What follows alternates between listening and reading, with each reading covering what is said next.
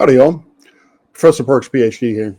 I make content on astronomy, science skepticism, and mental health. And today, what I want to bring you is a talk that was given to my department, the George Mason University Physics and Astronomy Department, today by Dr. Dietrich Daimer. Hopefully, I have properly mispronounced his name. Dietrich Daimer, I think, is actually how it's pronounced.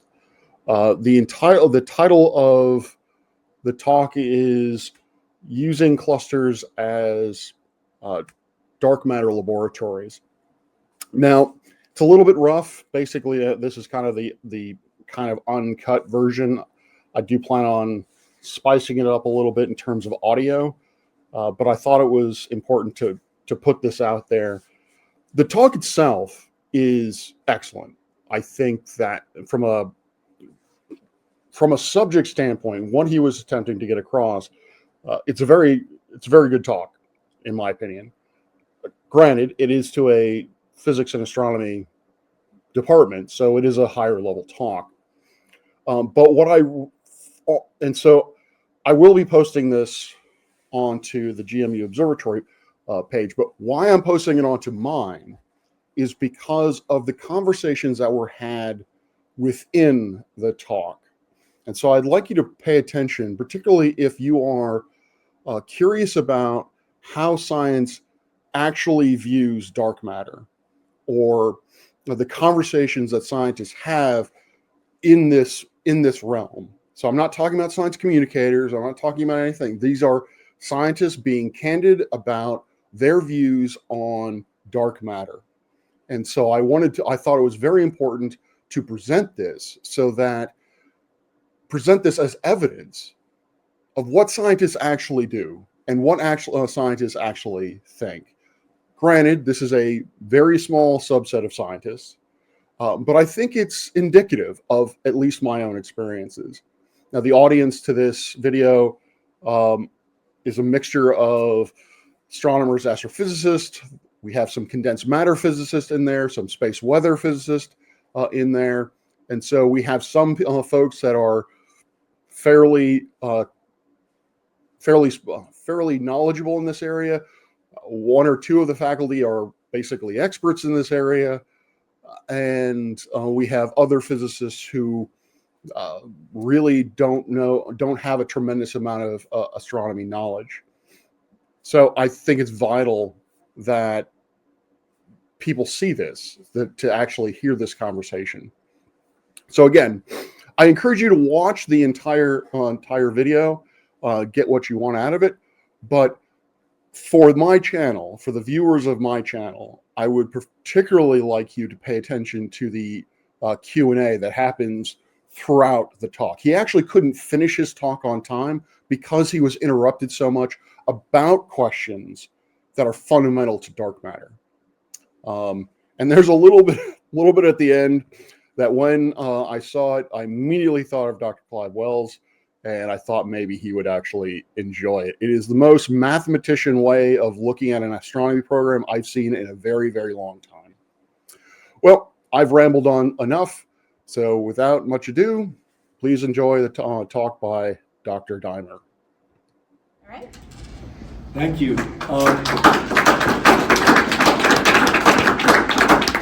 Well, thanks for coming out, everyone. I hate to be the last thing standing between you and spring break. That's not okay. My apologies. But yeah, please let's keep it informal.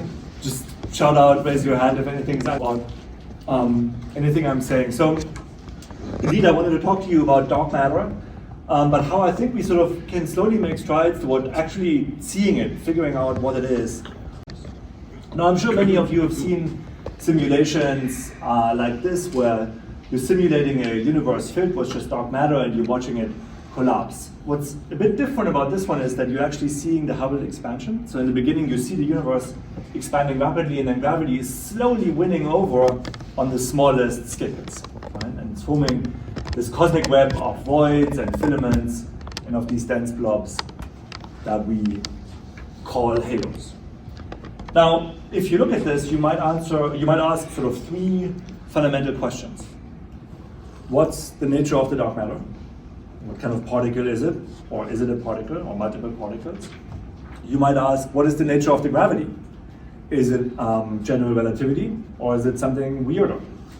And finally, what is the cosmology? Right? So what are these cosmological parameters, like the amount of dark matter in the universe, and so on and so forth. And those three things should really uniquely determine the structure of the cosmos, at least on these scales. And then, of course, in these halos, we have all the things that we actually observe in the universe, like almost all of the baryons, including, in this case, galaxy clusters. But reminder, these things actually live at very, very small radii, the very centers of these halos. And so for, the intents of most of this talk, we can actually not so much think about the complicated baryonic physics and really focus on the dark matter. And then we'll come back to baryons, because that's, after all, what we're observing. So when we talk about studying the structure of dark matter in the universe, what we very often mean is something actually much more simple, which is a density profile. So imagine you're just plotting density. You start at the center of a halo, you're going out in shells, and you're counting how much density there is, and you plot something like log R versus log rho. And people have studied this to death, and basically nobody agrees on anything after 45 years. But I think one thing everybody can agree on is that these things steepen, right? So it's shallower at the center, and then it gets steeper. One radius we can define is then, for example, a radius where the logarithmic slope is -2. This is commonly called the scale radius. That's relatively far in the halo, though not as close as the sort of baryons, mostly.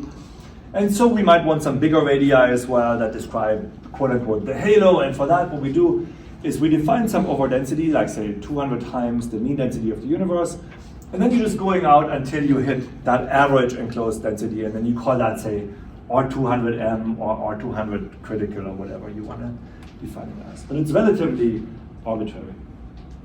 Now, of course, people have come up with fitting functions for these density profiles, but before we go there, maybe let's first understand sort of roughly why are density profiles like this? Why does dark matter make these structures on a very basic level? And it's complicated, but I think there is sort of a simple-ish way you can answer it, which is you start in the universe from a Gaussian random field of perturbations. Right? So from inflation, quantum fluctuations, they permeate all the way through to decoupling from blah, blah, blah, blah, blah, right? There's a whole cosmology course in there. But eventually you end up with a universe that has this sort of Gaussian random field as initial density fluctuations. Now, what are the peaks in the Gaussian random field? What's their shape?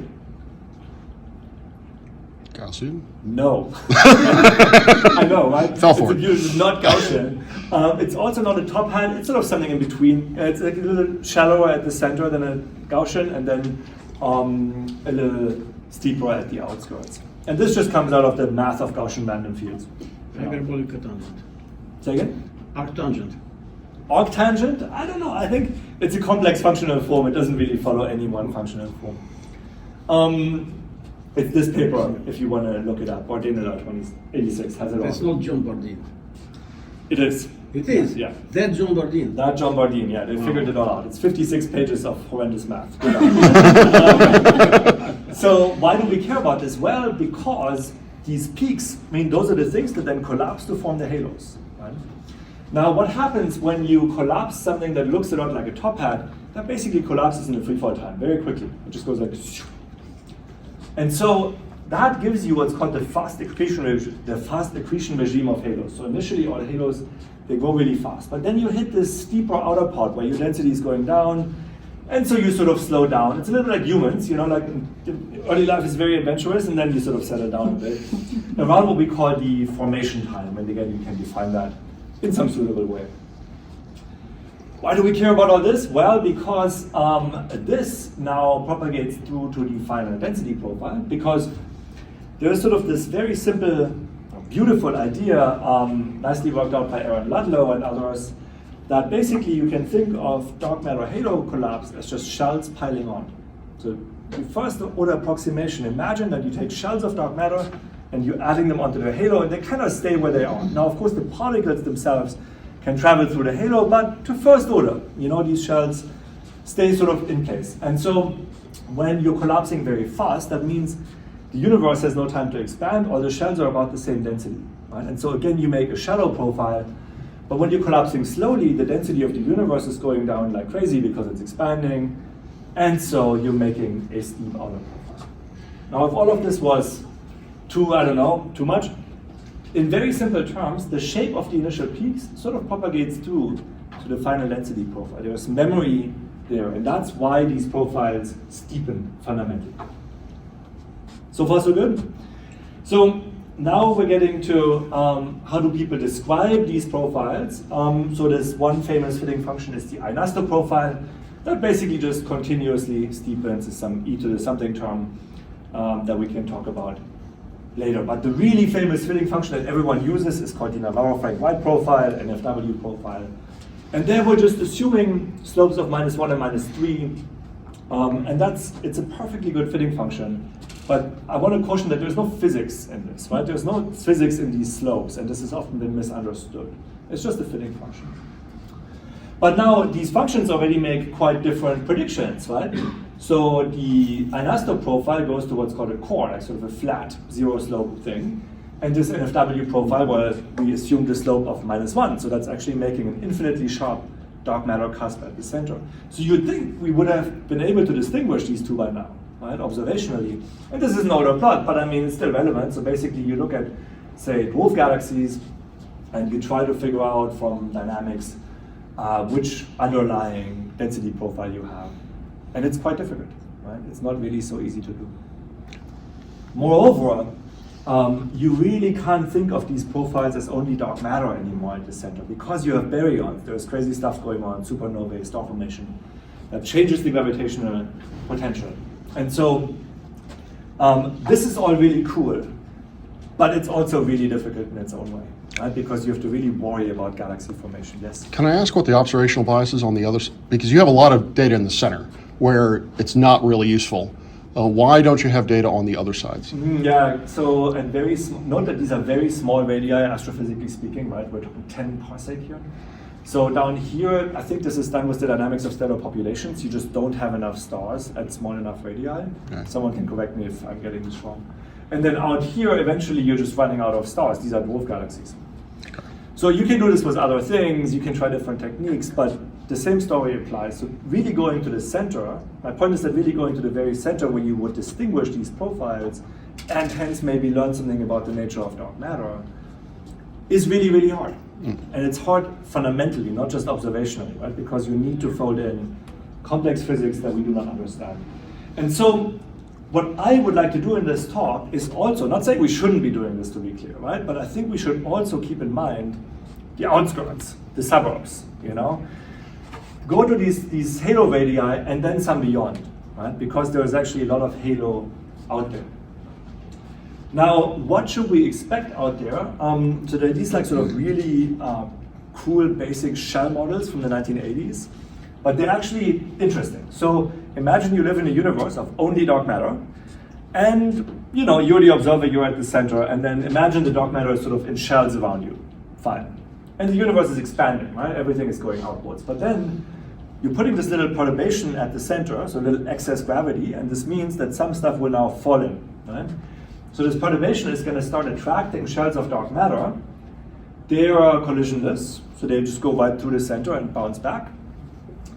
And this perturbation is sort of growing, right? More and more shells are falling in, and this is what's called the turnaround radius, where you're decoupling from this universe expansion, is growing. But what you're also seeing is that there is actually sort of a characteristic radius at which these shells tend to pile up. And that's because they're falling in for the first time, they go through the center, and they get really slow at the apocenter, at the farthest point of the orbit, and then they fall back. And this radius where they pile up, I call it the splashback radius, you can call it the second turnaround radius.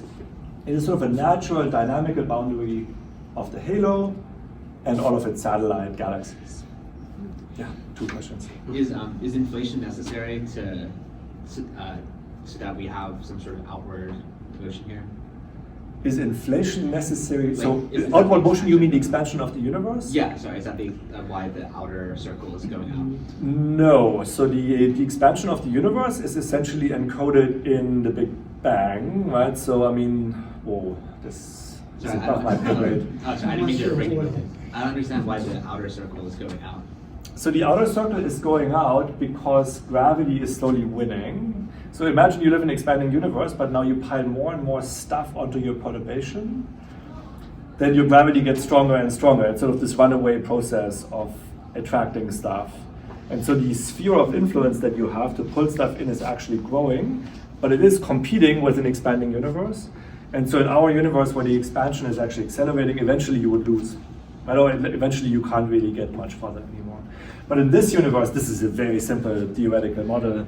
There is no accelerated expansion. So Okay, but this model is gravity versus expansion. yeah, yeah, Okay. if you want to think about it that way. It's actually a good way to think about it, yeah. Does dark energy play any role in these simulations? So to be clear, this is not really a simulation. This is an analytical calculation that you can do sort of in 1D.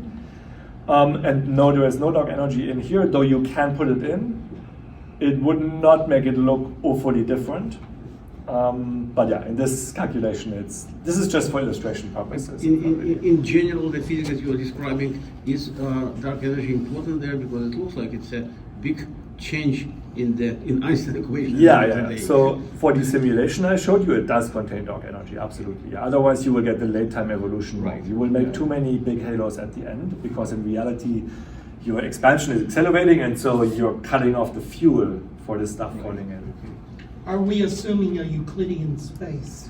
Yes, so in these simulations, you're actually, they're not even GR, you're just assuming Newtonian gravity, which has been shown to be totally fine, and you are assuming a Euclidean space-time. Have you ever tried to work around that, tried other geometries? I would be entirely unqualified to attempt such a thing. Okay. I live in pauper Newtonian physics space, you know, I have never coded up anything like GR It looks simulators. beautiful in an Euclidean space, but I'm certain if you have something like a Riemann geometry, it'll look really messy. I would imagine so. Yeah. Yeah. So it's been shown, this is a non-trivial point, right? So if you think about these simulations, it's not obvious that you wouldn't need general relativity. Right? I mean, like, obviously space-time is getting curved and so on. But it turns out that in this regime of density that we're in here, it is basically Newtonian. Okay. Luckily, if that weren't true, then our simulations would cost a lot more computer hours. Right. Okay, thank you. Any other questions about the sort of basic picture of halo formation? So one sort of intervention maybe that I think is sort of a newer addition to this field is this idea that there is such a thing as a physical halo radius. I mean, this is highly idealized, right? You saw the movie in the beginning, halos are really messy, right? It's kind of not that simple. But there is this idea that you have a radius out to which matter is orbiting, and it's sort of separating the stuff that's infalling for the first time from the stuff that's orbiting around in this halo. Now, by the way, if you think about the local group, like the Milky Way and Andromeda, you can imagine something like this. So this conventional virial radii would be shown in circles here. So they're still sort of apart, right? We're colliding with the Andromeda galaxy. These are the little dwarf galaxies around us. But these, what I would call the splashback radii, they are almost certainly already overlapping. We don't know what they are. They have not been measured yet, though I believe we can. But our halos are kind of already touching each other, actually. And we could, for example, exchange satellite galaxies. Cool. So now if the whole name of the game is to actually observe some of this distribution of dark matter, these what we call density profiles, where will we go, right? And I would argue that one good place to go is these galaxy clusters. And I realize I'm talking to a sort of a physics and astronomy audience. So like, how many of you are familiar with galaxy clusters? Should I give a quick? Okay. How many are not at all familiar with galaxy clusters? Sweet. I should have added some intro slides, my apologies.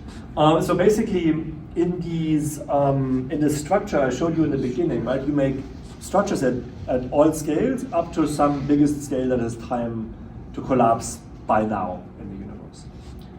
And on all of these scales, you make some sort of galaxies. And the biggest things you make are galaxy clusters, what we call galaxy clusters. They're just the biggest halos. And those, they grow also by cannibalism. They eat a lot of smaller halos. And so basically what you get is you have one bright central galaxy that's shown in orange here. And then you have a bunch of what's called satellite galaxies, right, that are sort of falling in, that have fallen in the past. And so what it looks like on the sky, like down here, you're seeing actual observational images of something called the Virgo cluster. In this image, this is just sort of something like the Sloan Digital Sky Survey. You just sort of barely see like dots, of all these galaxies. But you can convince yourself that they're actually located in the same space. And then if you look closely, you see all of these galaxies here in this image at the center. It's very dense, and then this is the central galaxy. Just to put it in the context, the cellular structure of galaxies would be what of this scale? The what structure? The cellular structure. The cellular structure? Cellular structure that you were showing. I'm the not splashback sure. radius? Huh? Splashback radius? I don't know this Oh, terminology. so the radius of this cluster would be like this dotted circle right here, right, in this observation? So it's like 10 megaparsecs or so? I don't think that's what he's talking about. So what did you, I'm not sure. I mean, you were showing at the beginning the very large scale structure of the universe. Yes. It has these galaxy walls. I don't remember what is the proper terminology in your science, but it's like a cellular structure with less density in between and large density in the walls. So I was asking, what is the scale of this structure to compare with this for non-professionals to understand? No, I understand your question. So you're talking about the cosmic web, the filamentary structure. Yes. It looks like cellular structures. It's really not related, by the way. I've looked at this for an art project once and convinced myself that it's not the same thing. So this is sort of when you have the cosmic web, the halos form at the nodes, right? And so the biggest nodes, like the brightest balls in that movie, would correspond to this roughly. Right? So think about this is like the thickness of the biggest filaments. That's where you make those galaxy clusters at the points where they meet, roughly.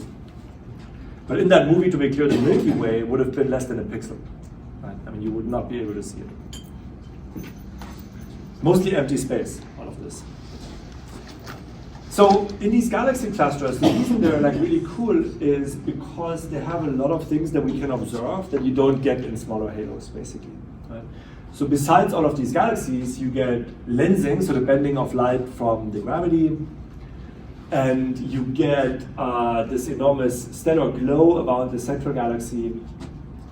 But you also get things caused by just the gas. So it turns out that there's also just hot gas sitting in these clusters. And that shines in X-rays and in the Sunyaev-Zerdovich effect, which is sort of an effect where hot electrons are bumping up photons from the cosmic microwave background.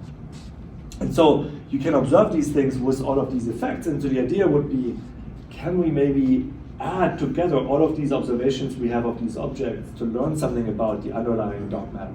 Right?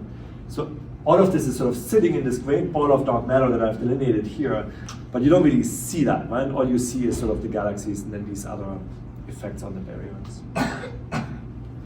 Does that make sense? Cool.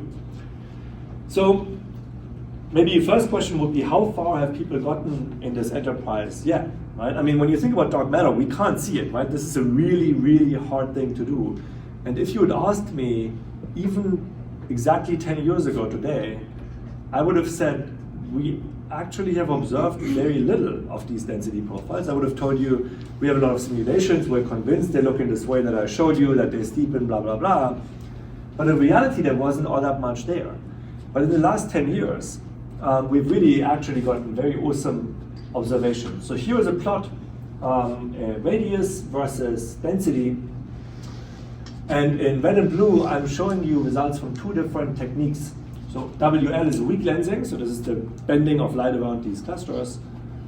And indeed, it looks a lot like what we talked about, right? Sort of this steepening thing. And in blue, you have galaxies, meaning you're just counting the number of galaxies. And by the way, we're stacking 1,000 clusters here, right? So any one cluster will be very noisy, but you take 1,000, you beat down your noise, you get a very nicely defined density profile.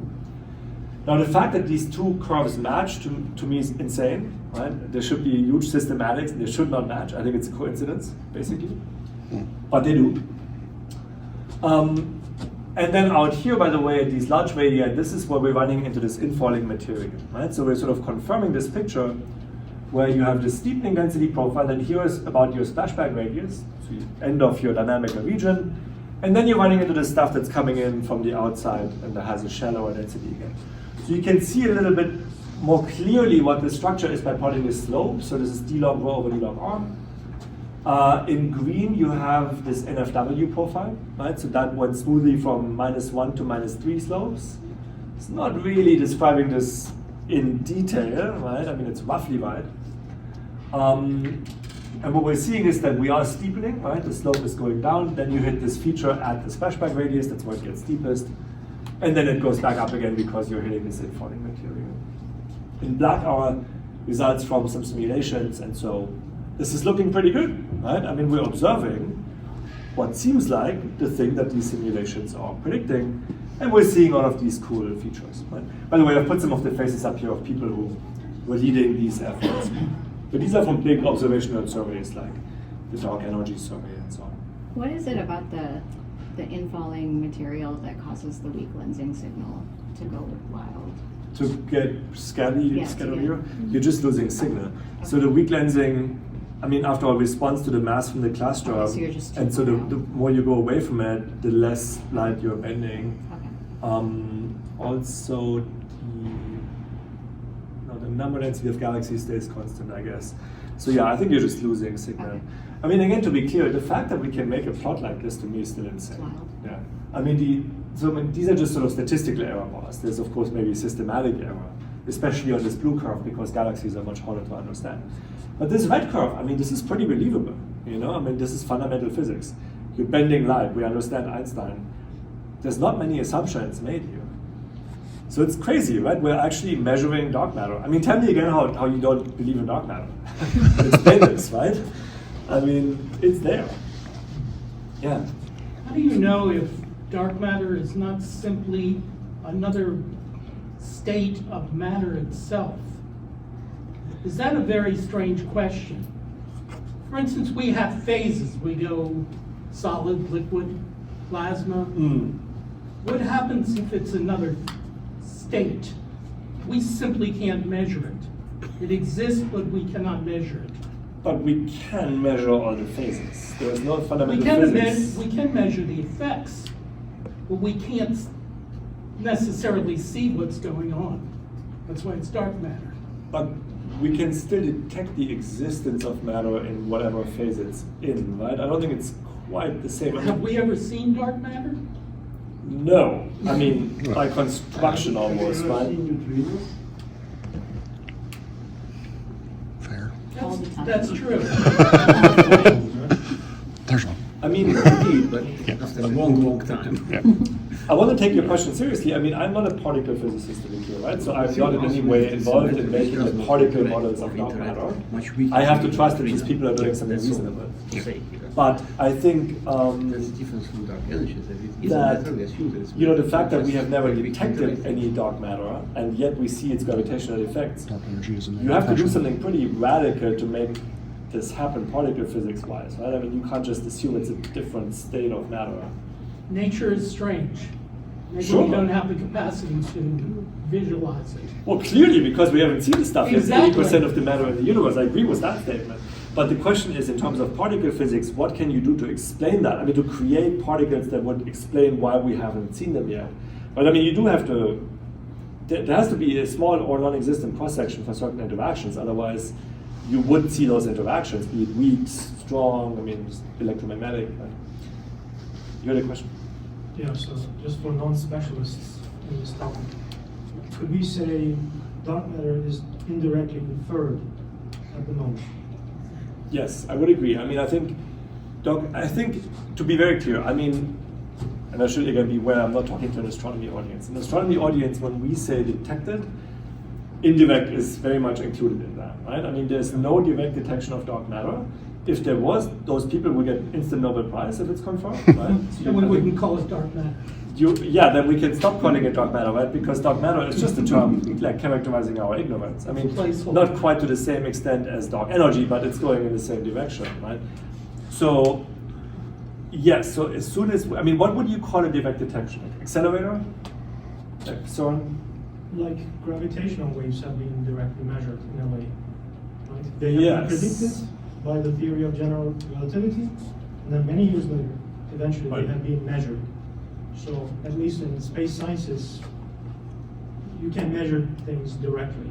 You know, satellites in place, and in astronomy, it's very difficult to do that, I guess.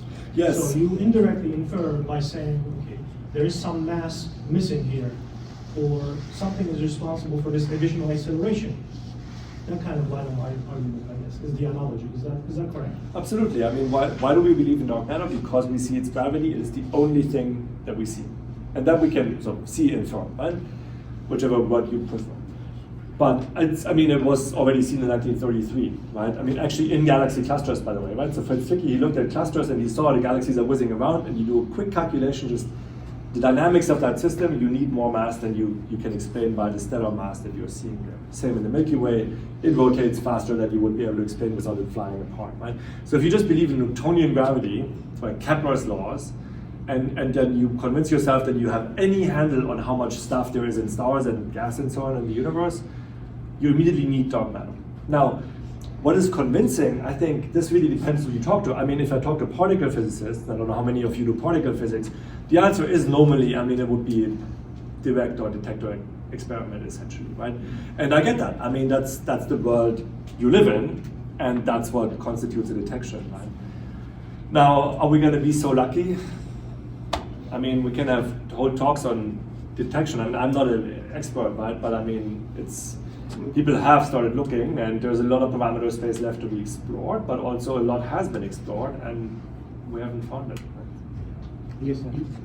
Is there any way to measure the density of a clump of dark matter? I mean, that's what we're doing here, right? I mean, this is literally density. This is in solar masses per parsec squared. I mean, like, you are measuring a density.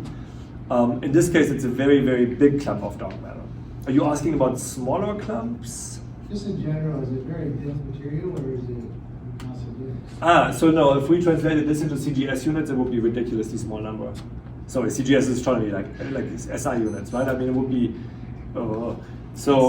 if you have a particle that weighs like about a proton mass, then in my hands right now, I would have 7 dark matter particles-ish, right?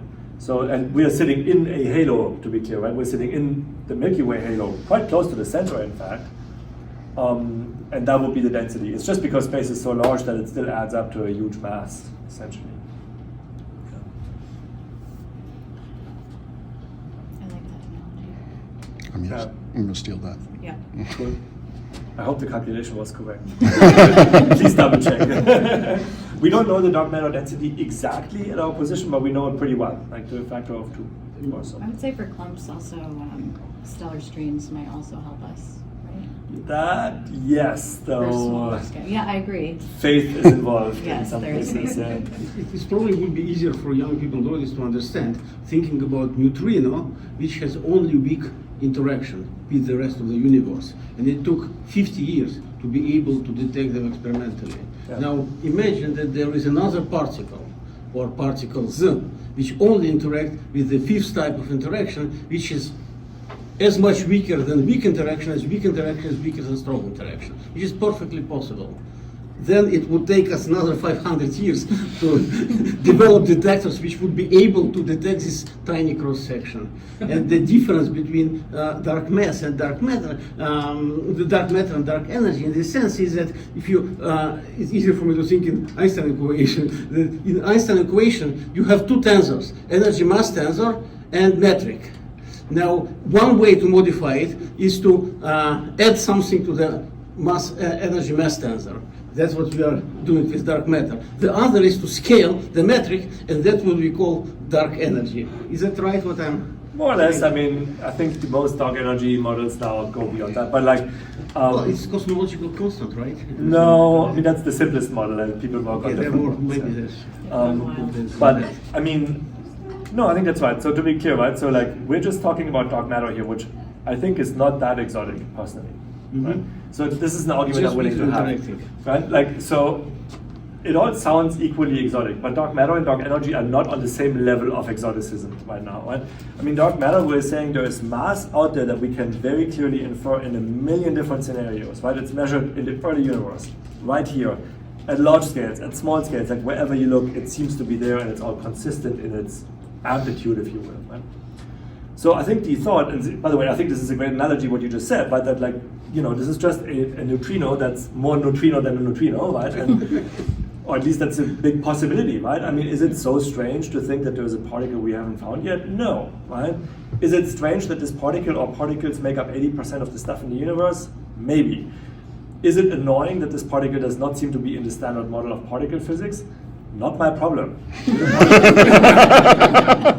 I don't know what to say about it. To me, that's not philosophically challenging, right? That's maybe like physically challenging, you know? Dark energy is a whole different cow, right? I mean, I think that is really much harder to understand, and we have much less grasp of even what the space of possibilities is. Yeah? I have a question about the data. So when you're collecting with these two different, you said you're using 1,000 galaxy clusters in order to produce this about, is that, and you said that you might get some separation between these two methods if you were to measure more. Is that what your opinion is on that? So the I'm just sorry, just to get at what I'm trying to ask. The question is like, can we measure more, or are we limited to like either the apparatus that we have, or like the nearby galaxy clusters? I just don't know like how we measure them, or how far away we can see that sort of thing. Yeah, no, these are great questions. So we're not limited. I mean, we're only like in astronomy, data is growing astronomically, right? I mean, it's going fast. We're building awesome stuff, and we appreciate your taxpayer dollars to do so. But so, and to be clear, I am not doing any of this, which is why I put these faces here. I'm a theorist. I will, at some point, we'll talk about computer simulations. I'm completely incapable of doing any of this. These people actually, I mean, nobody really takes images anymore. Like there's raw data, and then there's pipelines, and then you make it into images, and blah, blah, blah. And then people extract data out of these images. There are way more clusters out there. Like we just have to go out further. We can go to higher redshift, right, further back in time, further away in space. We can go to smaller clusters that are harder to observe, all of this stuff. There's tons and tons of data out there to be measured in principle. So for example, one instrument that's going to be epic for this will be the Roman Space Telescope that they're building at NASA Goddard, not far from here. Because that is going to be in space, right? This is all ground-based. So in space you can observe the bending of light, this weak lensing. For that, space is nice because you're observing tiny deviations in galaxy orientations. And so the atmosphere of the Earth is already annoying. In space, you get some really sharp images of that, you know, and so all of this will get better. No, my comment about these two lines agreeing was, so this red technique is, as I said, this is pretty clean, right? Because it relies on just understood general relativity. And then some assumptions, but not too bad. This blue line, this is counting galaxies. And so there we're making a wild assumption, which is basically that, so going back to our comic picture of clusters, right? They're sitting in this big dark matter halo. And then in that dark matter halo, you have these subclumps of dark matter. I don't know if you saw this in this first movie I showed. I'm going to show some more in a second. Where like every clump of dark matter is eating a ton of subclumps, so it's always clumpy. And then you're assuming that in those clumps you have more galaxies that formed in those other little dark matter halos. And then you're assuming that those satellites now in density will sort of follow the overall dark matter structure. But that is a lot of assumptions, and in detail almost certainly not true. Yeah. So that's why I'm saying the fact that this blue line looks the same, I'm still very confused by, and I have a feeling it will break soon. And that's okay, because we know that to understand this blue line, we need to do a lot more work. These are great questions, I'm loving this. Anything else? I want to the end.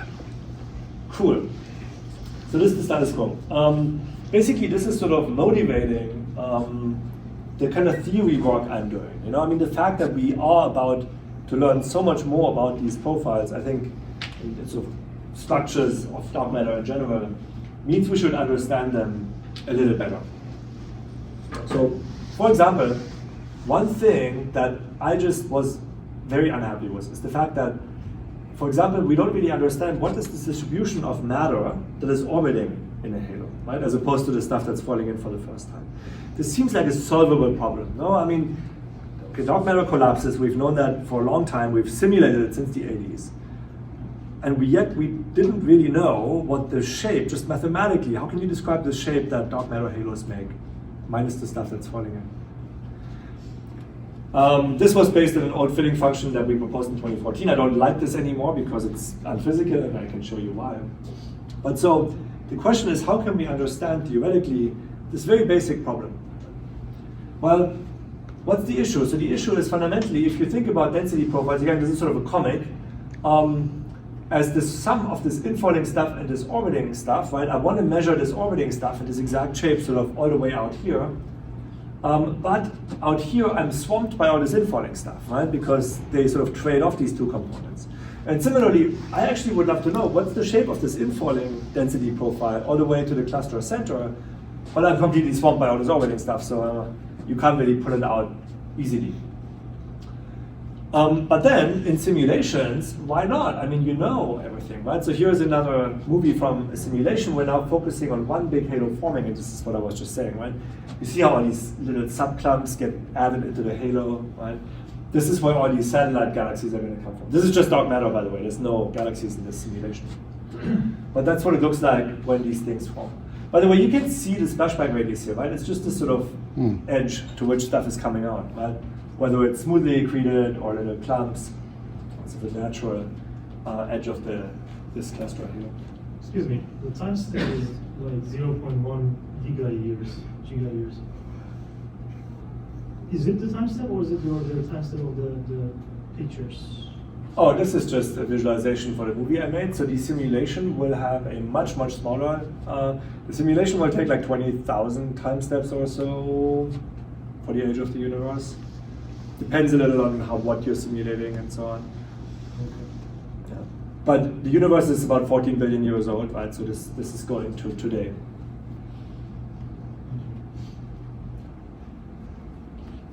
Assuming it's expanding. Assuming The universe is expanding. That I don't think we have wiggle room on. The universe is expanding.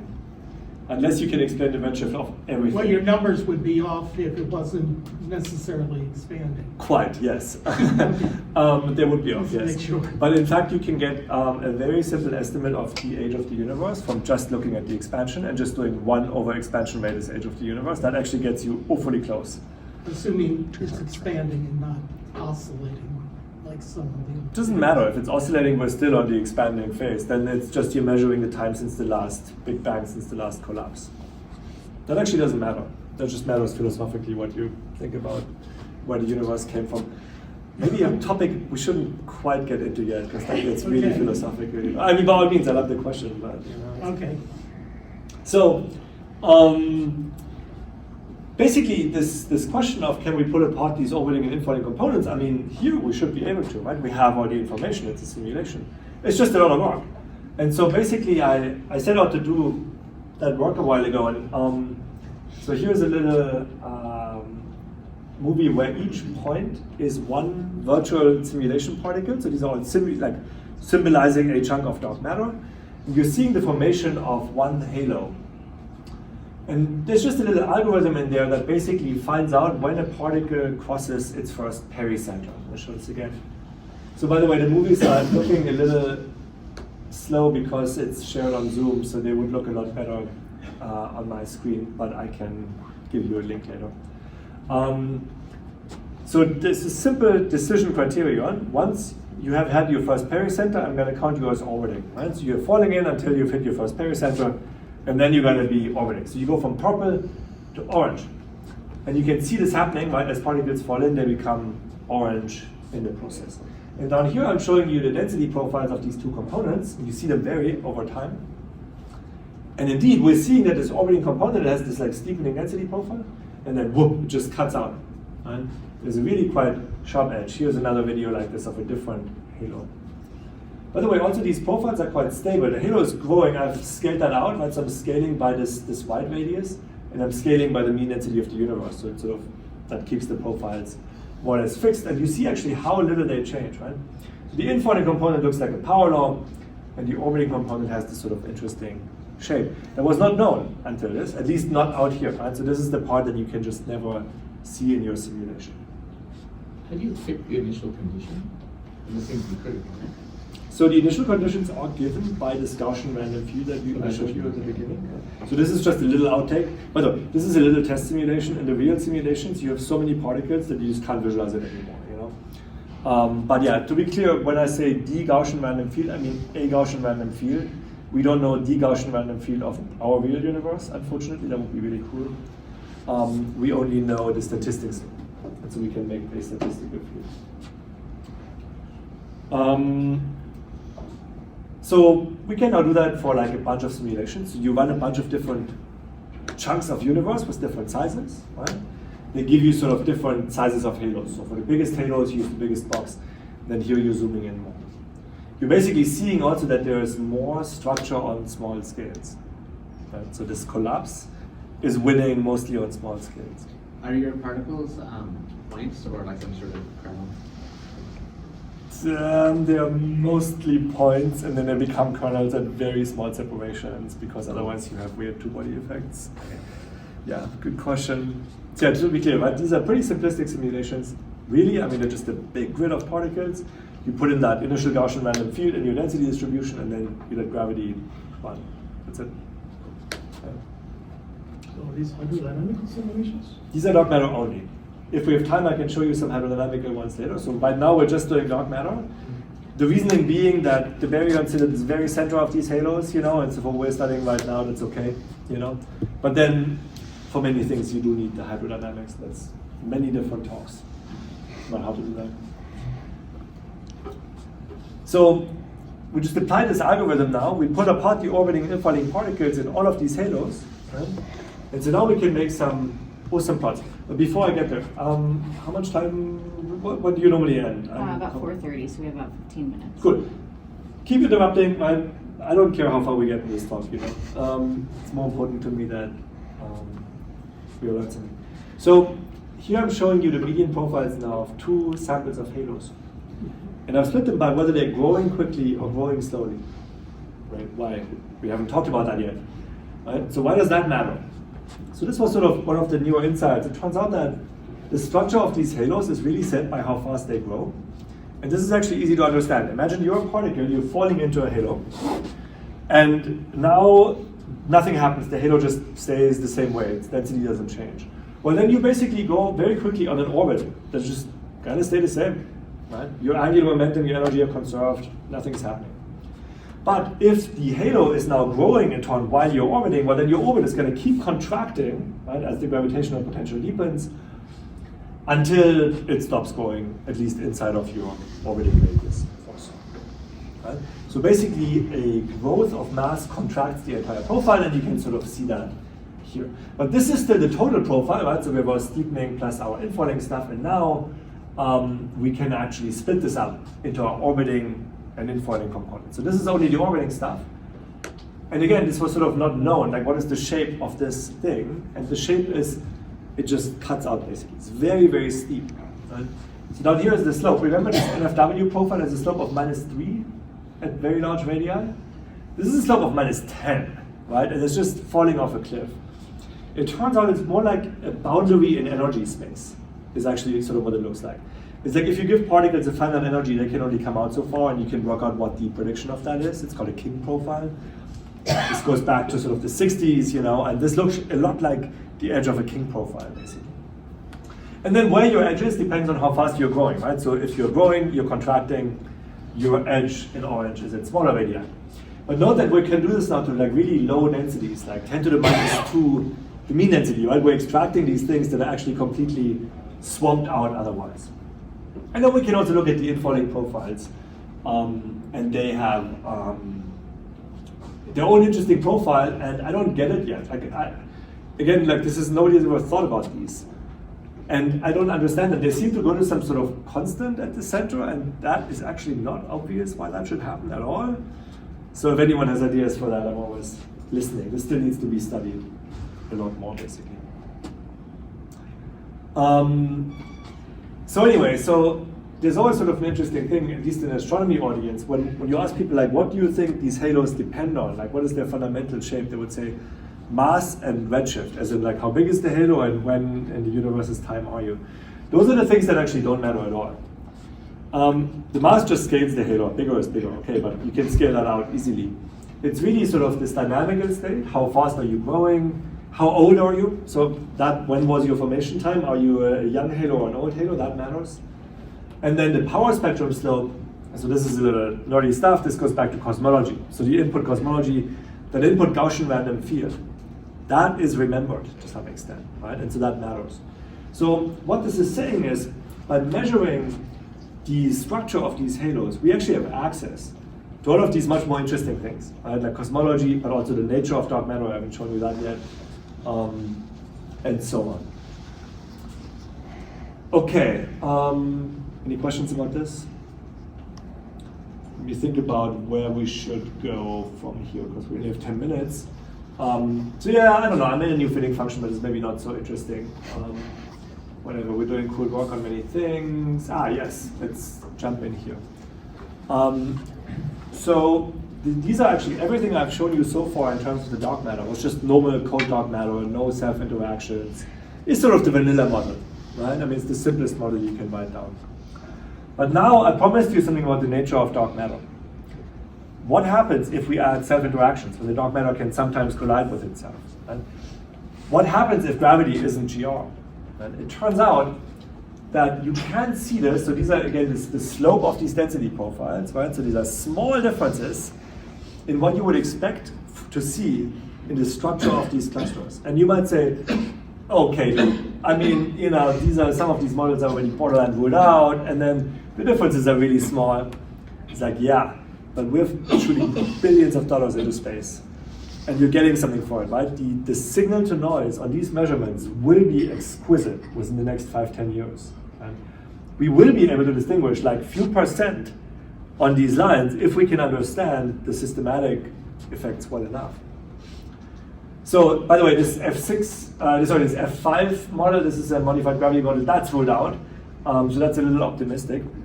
But basically, one of my goals for the next few years is to get better at studying these subtle effects of how do these different dark matter and modified gravity models change the shape of halos.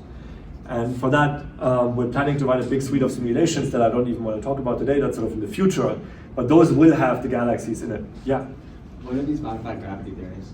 Yeah, oh my God, I was really hoping you would not ask me that. So this is from a paper by Susmita Adhikari, but these are the pretty commonly studied models, also the ones we're going to simulate in this new suite of simulations. So N stands for NDGP. This is the Dvali Garabatse Pogatti model, something. And then there's a parameter that tells you how strong the modification is. And then F is an F of R model, where R is the Ricci scalar. Right? So basically, you can think of let's do modified gravity in 20 seconds. And I'm really not a specialist for this. So if any modified gravity specialists are in the audience, they should really speak up at this point. But basically, the idea is, okay, you want to modify gravity ideally so that it explains dark energy, right? That it explains the accelerating expansion of the universe. But you have a problem. The problem is that we know the distance to the moon to 3 millimeters at any given point in time. And this puts just absurdly tight constraints on local gravity, right? I mean, gravity looks like GR to such an absurd precision in the solar system that you just can't escape that constraint, right? So whatever you do at small scales, it has to look like GR. So what do? So you basically have to insert some sort of screening scale, as it's called, right? So you have to invent something where on large scales, your gravity is different, and then on small scales, or in galaxies at least, it's GR. And so there's some screening mechanism. So you can basically screen out strong potentials or strong curvature of potentials or high density or something like that. I guess that's the same as curvature. Anyway, you get my point. So there's different ways to write this down where you get that separation between what's happening in the universe and what's happening in the Milky Way. And so these different models are basically playing with that. Yeah. Thanks. If you don't know, this is absolutely reasonable. You're talking about the small constraints and like the screening distance. If you compare that to like, for example, the screening distance of like the weak force, is it reasonable in terms of like, is it comparable to other forces that we see that like drop off based on some screening potential? Or is it like? Okay, I'm gonna come back at you with an extremely naive question now. Okay. What's the screening distance of the weak force? So as far as I understand it, the way that the weak force like works, quote unquote, is that it sort of has a potential that falls off.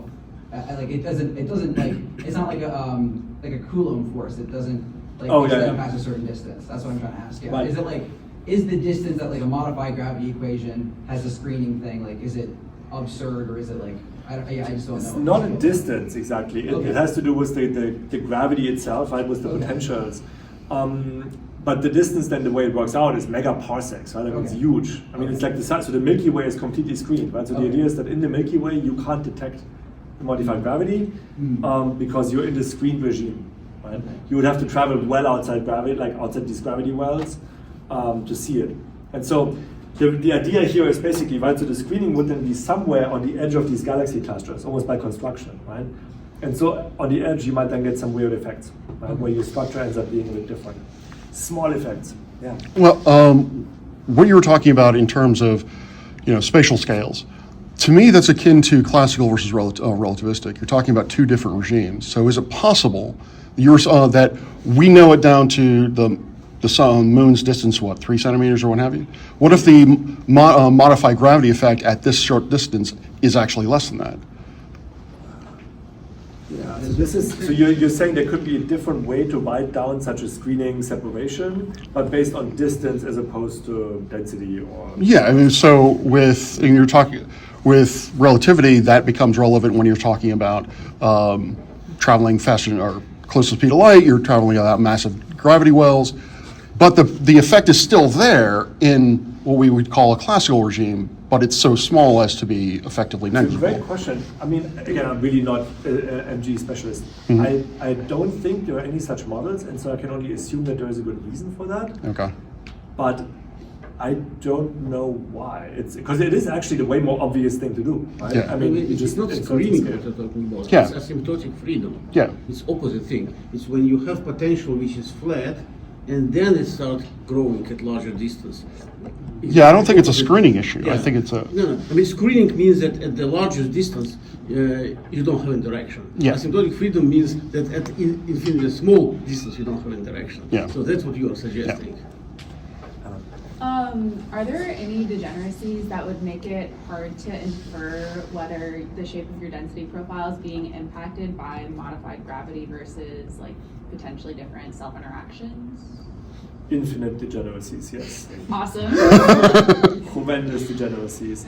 This is exactly why I want to be very careful. I mean, so these are dark matter only simplistic. Yeah. This is sort of like just proof of concept. Like, can you even imagine any such signatures in the universe? Now comes the really hard work. This is what I'm saying. We have to get ready to understand this stuff systematically, not statistically, right? To percent level. That's what it's going to take. And it's going to be enormously difficult. I'm going to jump ahead a little bit because we're running out of time. I want to show you this one thing. So yeah, these are expensive taxpayer-paid satellites. Very good. Right? This is some blah, blah, blah. This is what we're doing. But, here's a movie actually from one of these simulations. Not mine, but called Illustrious TV. Where you add the baryon in. So what you're seeing here right now are gas flows. And now it's switching to the stellar line, right? So you're actually seeing the formation of one of these, the stellar components of one of these big cluster halos. And I just want to highlight how complex it is, right?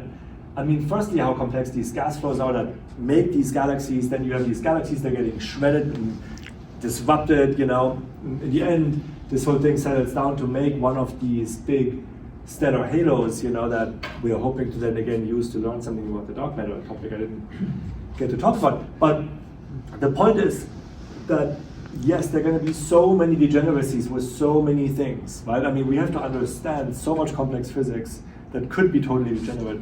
So the goal actually, the way we're going to address this hopefully is we want to run a big suite of simulations where you vary everything at a time.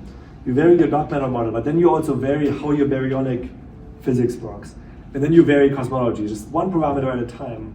And you're looking for like, oh wow, I find a cool signature of dark matter, but wait, what about all the other things? Can they do the same thing, right? And then you're hoping that there will be something that is non-degenerate in some ways. Does that make sense? Yeah. So what kind of physics do you include in these types of simulations? How much time do we have? I'm just going to keep playing this movie because it's so awesome. Yeah, so these are currently, so this is one of the state-of-the-art hydrodynamic simulations of the universe. This thing cost 160 million CPU hours. That is not cheap. And so what's included in them is basically full hydrodynamics. So you start again, we're starting from the same initial conditions, right? We have dark matter, but now you add gas, just hydrogen and helium, same density distribution, right? And then you let gravity do its thing. You add cooling. This is very important. In astrophysics, gases can cool radiatively, right? So they lose energy, that's key. And then you add a model for star formation in the interstellar medium. That's a very complex one. You have to tell me sort of at some certain high density, you're going to start to make stars. And then stars do a whole lot of horrible stuff. They have supernovae and what we call feedback, right? So feedback is all the energy that's being injected back into the galaxies.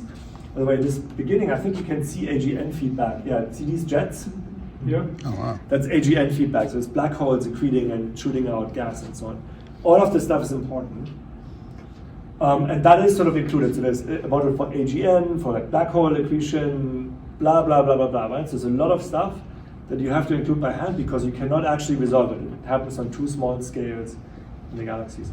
So these simulations are both very awesome and very dangerous because you're putting a lot of stuff in by hand and you have to be really careful that what you're getting out isn't just what you put in, you know? Yeah, I mean, in hydrodynamic models, simulations are extremely sensitive to initial conditions sometimes.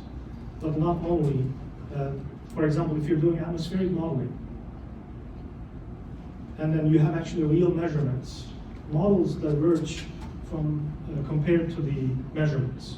So these hydrodynamical models are not doing well in reality. After a few days, it's not able to predict future. Yeah. So how can we be confident that after many, many millions of years that these simulations are realistic? You What's cannot the and you validation. You cannot and you never will be. You can validate against observations. Yes. Right? So you make mock observations or you compare certain fundamental relationships like So stellar let mass me qualify relationship. Let me qualify my very negative response and make it more positive along like through our slide. So what I was saying is tenure like if you say things like that. shit. Don't tell anyone at UMG, I guess. Well, so first, I think there's two regimes here. So you were asking really about models that are predictive for a particular system, right? So this is already extremely random system, and it doesn't matter because you put in random initial conditions anyway. So this universe, the position of this one galaxy doesn't matter. It's just completely random anyway. It's only the statistics, and those we can validate against observations, and you can validate. Right? I mean, you run simulations at different resolutions, and you try varying all the things you're worried about, and you're checking, do I get roughly the same result? And if you don't, well, then you shouldn't use that prediction, right? Then it's bad science to use it. But it is really difficult.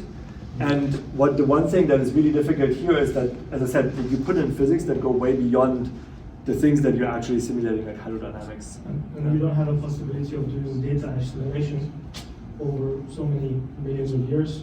No, I mean, in atmospheric science, we can do that. We can simulate data and bring the model closer to observations, and then move forward. Exactly. I think we are limited. I mean, we have a lot of data, right? And luckily, we have data also back in redshift, right? So we have data back in time by virtue of looking far in space. So that's really cool, right? If we didn't have that, that would be bad, right? If we only had the today's galaxies that we see in the sky, that would be very bad. Luckily, it's not that bad. So I think we're not data poor. In fact, the data is overwhelming, and the trick is to make the models match the data. Yeah. Where are the seed values coming from? These are random. These are random Gaussian random fields. It's random. Yeah, but they have the correct power spectrum. So his proposed problem with atmospheric modeling is not relevant to yours. That's what I was saying. Yeah. So the position of any one of these dots of light is meaningless. It's only the statistics that are meaningful. So there is also a butterfly effect in these simulations, but this is so far beyond anything we have managed to worry about yet. You know, so even if you ran this simulation twice, tiny numerical effects would give you a totally different, not totally different, but significantly noticeably different properties in the end. So are we looking at something similar to a Monte Carlo simulation? In a way, I mean, with these dark matter simulations, you are, because you're statistically sampling the dark matter density field with these virtual particles. So do the density profiles that you get from this sort of simulation match the weak lensing profiles from observations? They were the weak lensing profiles that I was showing you. They Yeah, were do those density profiles match up? to the simulations. Yeah. Yeah, I'm gonna go way back to this plot. There we go.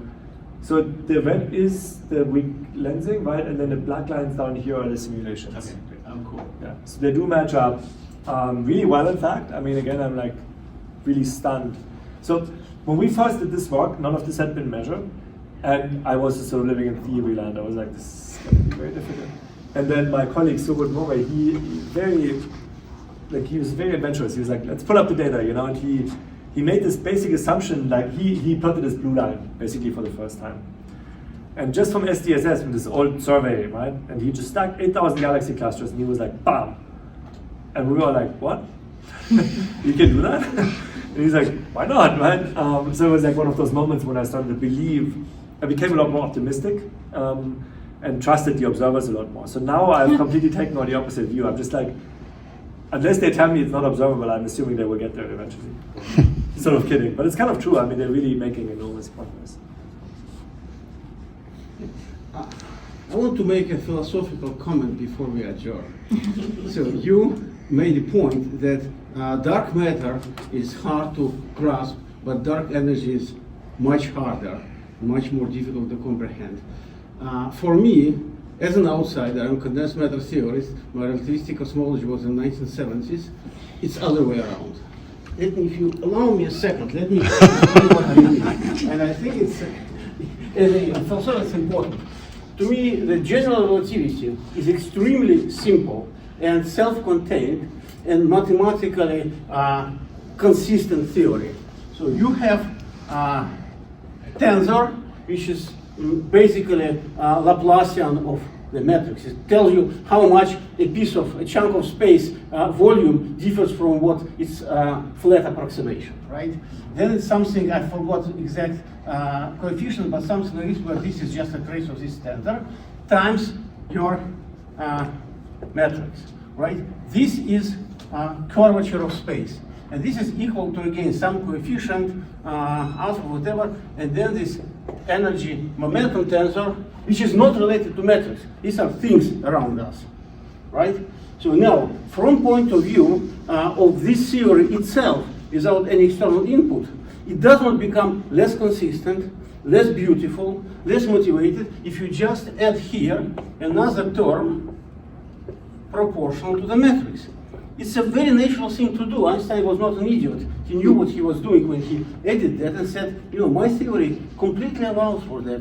Maybe accidentally it doesn't have it, but it's the same thing. So I'm morally comfortable with adding this term. And as far as I understand, in generally accepted context, this is what dark energy is. Now, this is the other thing. Dark matter is modifying this, this matter thing.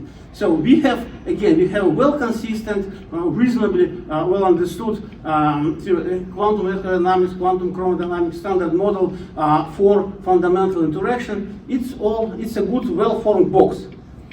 I can imagine that there can be something outside of this box, another particle which is extremely weakly interacting, which will and so on. But that requires really stepping out of this box and inventing something conceptually new. So for me, it's other way around. For me, it's harder to live with this than to live with that. So, yeah, look, I'm not a particle physicist, or like I'm not a general relativistic guy. I don't mind. But I mean, how naturally things are is probably, to some extent, a matter of taste, right? Now, some people are arguing that we have a fine-tuning problem with lambda, right? Now, that is something, again, that is above my pay grade. But there's some interesting papers there, right? Like, so is the value of lambda a little surprising, right? Because we have omega m is 0.3 and omega lambda is 0.7. Now, these are awfully close to 1 if your possibility space is anything, right? And so I am inclined to sign on to team there is a bit of a fine-tuning issue there. So I'm not entirely convinced by this logic, because you have to pick a value for lambda. Now, you could argue the same for particles, and then of course you would say, well, the standard model has 18 free parameters, right? So clearly we haven't solved this problem. And I would leave it there because this is like, I don't know what more to say about that. You know, I think again, this is a matter of taste, what you're comfortable with. And I'm certainly not uncomfortable with that. Maybe it is Lambda. Who knows, you know? All right, well, we are now Okay, good. over time. Well, this is exciting. But yeah, we had a great conversation. Let's give a round of applause to Since we had so many questions during, I'll allow for one question before I release you from break.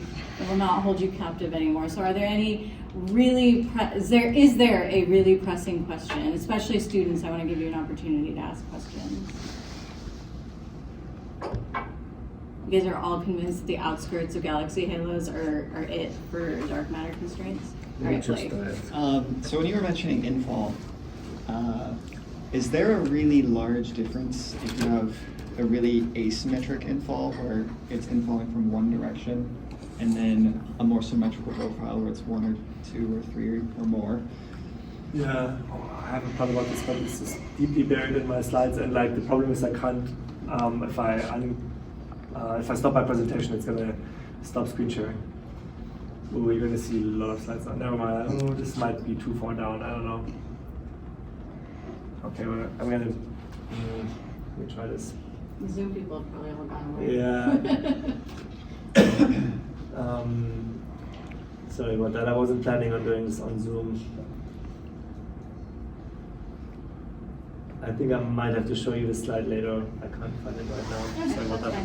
that. But yeah, I mean, these halos are really non-symmetric. So doing all of this in these spherical approximations is horrible, and we've known that for a long time. Right? We need to do better, but it's hard, and it's also hard observationally because you're still often stacking, and then you're doing everything in a spherical average anyway. So that's the best I can give you right now. But yeah, in principle, we should understand non-sphericity better. All right, well, let's give Benedict another round of applause. You can hang around here for a little while if you have questions you want to ask him. Well, thanks for the great question.